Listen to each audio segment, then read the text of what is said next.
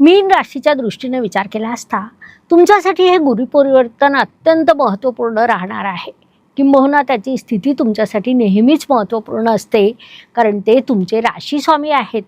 गुरुदेव कर्क राशीत म्हणजे तुमच्या पंचम या त्रिकोण स्थानात प्रवेश करणार आहेत. महत्त्वाची बाब म्हणजे तिथे ते उच्चीचे होणार आहेत. तुमच्यासाठी शनिदेवांची साडेसाती देखील सुरू आहे. अशा काळात गुरुदेवांचे हे गोचर तुमच्यासाठी शुभ परिणाम घेऊन येणार आहे, ज्यामुळे साडेसातीच्या संघर्षात तुम्ही ठामपणे पावलं उचलणार आहात, प्रगती साध्य करणार आहात, ज्ञान अर्जित करणार आहात, जी अत्यंत सकारात्मक बाब म्हणता येईल. 2 जून ते 31 ऑक्टोबर हा गुरुपरिवर्तनाचा काळ फक्त स्वप्न बघण्याचा नाही, तर स्वप्नांना वास्तवात आणण्याचा आहे. तुमच्या टॅलेंटला नवीन ओळख मिळेल.